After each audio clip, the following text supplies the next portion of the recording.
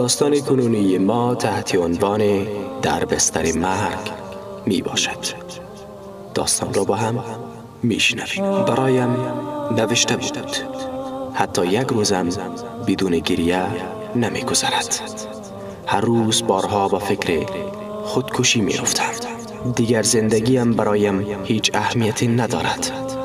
در هر ساعتش آرزوی مرگ می کنم.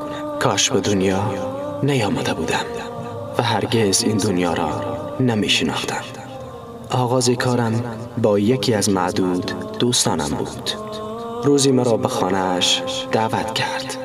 تازه پدیده اینترنت به کشور ما وارد شده بود.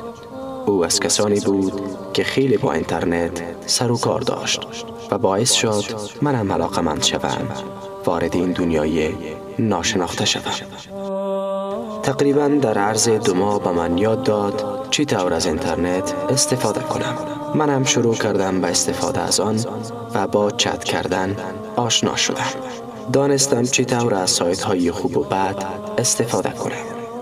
در مدت این 2 ماه همیشه با شوهرم درگیر بودم که اینترنت را وارد خانه کند، اما مخالف بود، تا آنکه به بهانه تنهایی و خستگی و دوری من از خانواده ام قانعش کردم. و او گفتم همه دوستانم اینترنت دارند، چرا من نداشته باشم؟ چرا با آنها از طریق اینترنت در ارتباط نباشم، در حالی که هزینه تماس با اینترنت خیلی کمتر از تلفن است؟ همسرم موافقت کرد و ای کاش نمی کرد. روزانه با دوستانم حرف می زدم. بعد از آن دیگر شوهرم هیچ شکایت و درخواستی از من نمی شنید. اعتراف داشت که از دست خرزدنهای من راحت شده. هر بار که از خانه بیرون می رفت من مثل دیوانه به کامپیوترم می چسبیدم و ساعتهای طولانی را سپری می کردم. کم کم طوری شده بودم که آرزو می کردم شوهرم بیشتر در خانه نباشد، در حالی که قبلا کمی بعد از رفتنش دلم برایش تنگ می شد. من واقعا همسرم را دوست داشتم و او در حق من کوتاهی نمی کرد. درست است که وضع مادیش در مقایسه با خواهران و دوستانم آنقدر خوب نبود، ولی بدون مبالغه همه تلاش خود را می کرد تا من خوشحال باشم.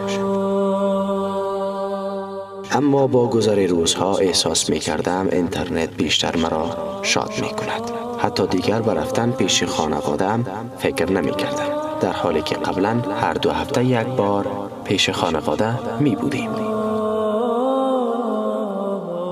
هر بار ناگهانی وارد خانه می شد، دست و پای خود را گم می کردم و فوری همه چیز را خاموش می کردم، طوری که از کار من تعجب می کرد. اما به من شک نداشت، فقط می خواست ببیند چی کار می کنم. شاید فقط یک کنجکاوی ساده بود، یا شاید هم غیرتی شده بود، چون یک بار نتوانستم گفتگوی صوتیم با یکی از دوستانم را از او پنهان کنم. و من گفت اینترنت عرصه گسترده‌ای است برای شناخت و کسب معرفت، نه برای هدر دادن وقت. روزها از پی هم می رفت و من بیشتر فریفته چت و گفتگوهای اینترنتی می شدم. کار تربیت کودکان را کلاً به خدمتگار سپرده بودم. می دانستم شوهرم کی به خانه می آید و پیش از آمدنش کامپیوتر را خاموش می کردم. دیگر به خودم نمی رسیدم. بیشتر وقتی شوهرم از سر کار برمی گشت در بهترین شکل و کاملا آماده و آرایش کرده بودم. اما بعد از آمدن اینترنت کم کم این هم از بین رفت. آنقدر اسیر اینترنت شده بودم که پس از خوابیدن شوهرم مخفیانه می رفتم و کامپیوتر را روشن می کردم و پیش از آن که بیدار شود مخفیانه می آمدم و می خوابیدم.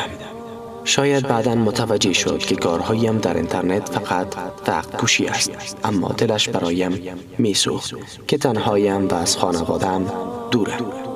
منم از این بهانه بهترین استفاده را می بردم. از اینکه به فرزندانمان نمی رسم خیلی ناراحت بودم.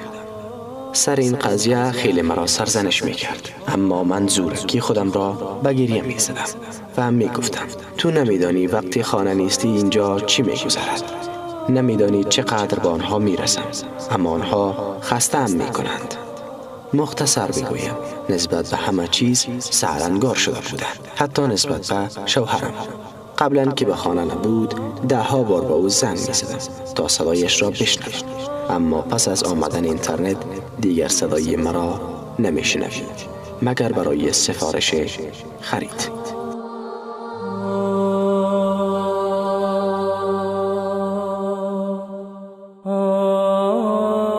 کم کم شوهرم نسبت به اینترنت احساس بدی پیدا کرد. 6 ماه به همین صورت گذشت. با نام‌های مستعار رابطه پیدا کرده بودم که نمی‌دانستم مردند و یا هم زن. هر روز با کسانی که در چت با من حرف می‌زدند ساعت‌ها گفتگو می‌کردم، حتی اگر می‌دانستم طرف مقابلم مرد است. اما در میان همه آنها به حرف زدن با یک نفر بیشتر علاقه داشتم. از طرز حرف زدنش، از شوخی‌هایش و فکاهیاتش که میگفت خوشم می‌آمد. آدمی باحالی بود. هرچی بیشتر می‌گذشت رابطه ما هم بیشتر می‌شد. این رابطه تقریباً طی 3 ماه شکل گرفته بود. همیشه مرا غرق حرف‌های شیرین و سخنان عاشقانه‌اش می‌کرد. شاید هم سخنانش آنقدر زیبا نبود، اما شیطان آن را اینقدر برایم زیبا جلوه می‌داد. اوایل فقط از طریق چت متنی با هم ارتباط داشتیم. یک روز از من درخواست کرد صدایم را بشنود، اما نپذیرفتم. اصرار کرد، تهدیدم کرد که ترکم کند و دیگر در چت و ایمیل با من حرف نزند. بالاخره قبول کردم، به شرط این که فقط همان یک بار باشد. از یک برنامه گفتگوی صوتی استفاده کردیم. هرچند کیفیت صدا خیلی خوب نبود، اما صدایش بسیار زیبا بود و سخنش شیرین. و من گفت صدایت از طریق اینترنت خیلی واضح نیست، شماره تلفنت را به من بده. قبول نکردم. از جرأتش تعجب کردم. تا مدت جرأت نکردم با او چت صوتی کنم. والله قسم می‌دانستم شیطان همنشین من بود و صدای او را برای من زیبا جلوه می‌داد و باقی مانده عفت و دین و اخلاق مرا از بین می‌برد. تا اینکه روزی رسید که تلفنی با او صحبت کردم. اینجا بود که زندگیم وارد مرحله انحراف شد. مانند یک بدن شده بودیم، طوری که در حال چت کردن با هم تلفنی هم حرف می‌زدیم. سخن را کوتاه می‌کنم. هر کی داستان مرا بخواند فکر می‌کند همسرم در حق من کوتاهی کردند یا اینکه مدت‌های طولانی در خانه حضور نداشتند. اما دقیقاً برعکس است. وقتی از سر کار برمیگشت به خاطر من و بچه‌ها خیلی کم پیش دوستانش میرفت و معمولاً به خانه برمیگشت. با گذشت روزها وقتی معتاد اینترنت شدم و روزانه بین 8 تا 12 ساعت را مقابل کامپیوتر میگذراندم. حتی از بودن شوهرم در خانه خوشم نمی آمد. او را سرزنش می کردم که چرا در خانه هست. تشویقش می کردم که شب هم کار کند تا از دست قرض‌ها و قسط‌های خانه و دیگر چیزها راحت شود. او هم به حرف من عمل کرد و با یکی از دوستانش کار دیگری را شروع کرد. بعد از آن بیش از پیش وقتم را کنار اینترنت می گذراندم. با وجود آن که از قبض تلفن که گاه سر بر فلک می کشید ناراحت بود، اما نتوانست جلوه مرا بگیرد. کم کم روابط من با دوست پسرم وارد مراحل جدید می شد.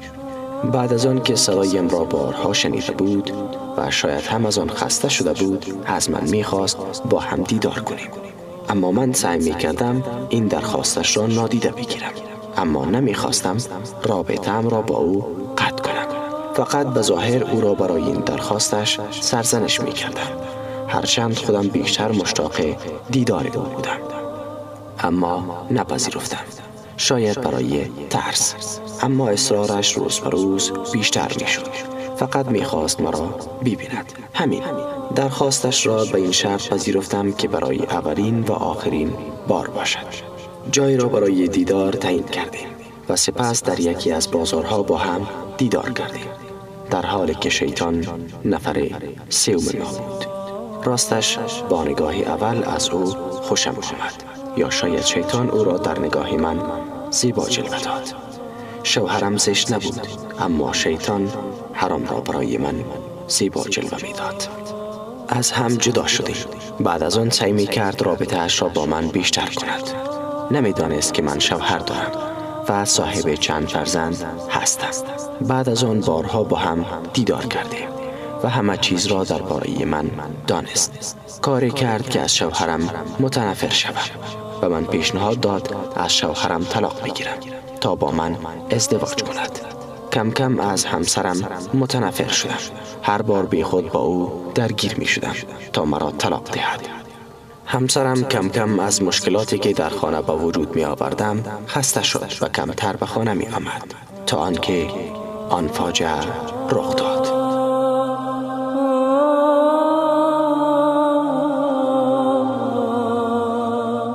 همسرم گفت به یک سفر 5 روزه کاری خواهد رفت و من پیشنهاد داد با بچه های من این مدت را پیش پدر و مادرم باشم.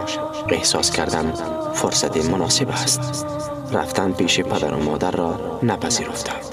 او هم از روی اجبار پذیرفت و روز جمعه به مسافرت رفت. روز یکشنبه با دوستم قرار گذاشتیم. قرارمان این بود که در یکی از مراکز فروش همدیگر را ملاقات کنیم. با او سوار موتر شدم و با هم در خیابانها می گشتیم. اولین باری بود که با یک مرد بیگانه بیرون می رفتم. آنگار بیشتر از من نگران بود. با او گفتم نمی خواهم مدت زیادی بیرون باشم. می ترسم همسرم به خانه تماس بگیرد یا مسئله دیگری پیش بیاید. گفت اگر شوهرت بفهمد شاید طلاقت دهد و راحت شوی. از نحوه حرف زدنش خوشم نیامد. کم کم داشتم نگران می شدم. گفتم بیشتر دور نشو، نمیخواهم دیر کنم. سعی می کرد موضوع را عوض کند. ناگهان احساس کردم جایی ناآشنا هستم. شاید مزرعه یا استراحتگاه در بیرون شهر بود. فریاد زدم اینجا کجاست؟ من را کجا میبری؟ طولی نکشید که موتر را متوقف کرد. مرد دیگری در را باز کرد و مرا به زور بیرون کشید. نفر 3 و 4 داخل آنجا بودند. بوهای عجیبی می آمد. ناگهان همه چیز مانند صاعقه بر سرم فرود آمد. فریاد زدم، گریه کردم. سعی کردم دلشان را برهم بیاورم. از شدت ترس نمی دانستم دور و برم چی می گذشت. ناگهان ضربه قوی را بر صورتم احساس کردم و از شدت ترس بیهوش شدم.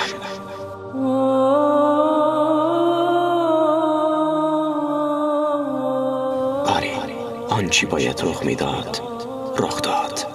به هوش آمدم. به شدت می ترسیدم. همه بدنم می لرزید. فقط گریه می کردم. چشمانم را بستند و سوار موتر کردند. مرا نزدیک خانه از موتر بیرون انداختند.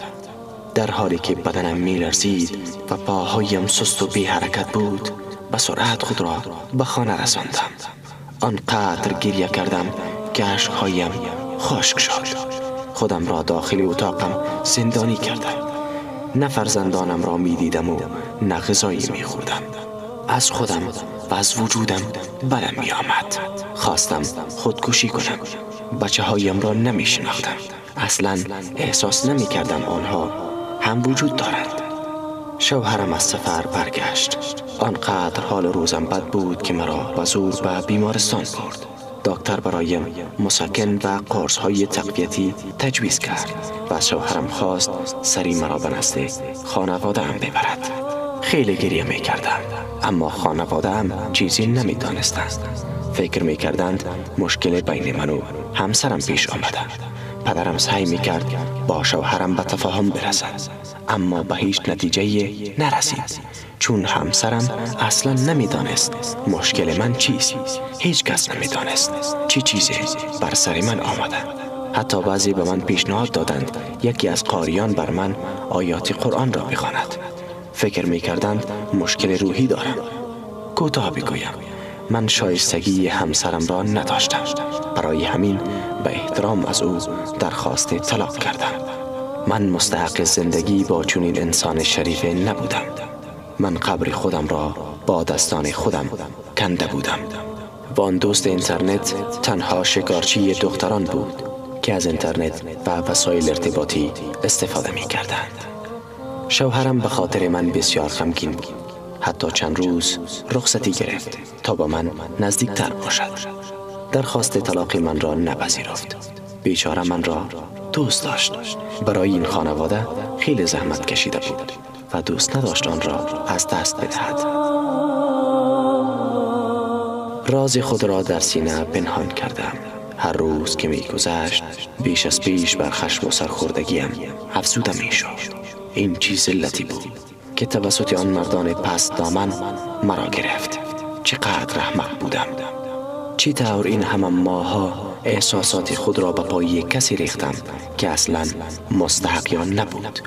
و اکنون این داستان را از بستر بیماری یا شاید هم بستر مرگ برای شما بازگو می کنم تا باشد کسانی که از این داستان آگاه می شوند مانند من فریب نخورند و از زندگی برباد شده من عبرت بگیرند. خداوند همه مسلمانان را از پیروی راههای شیطان نگه بدارد. پایان داستان.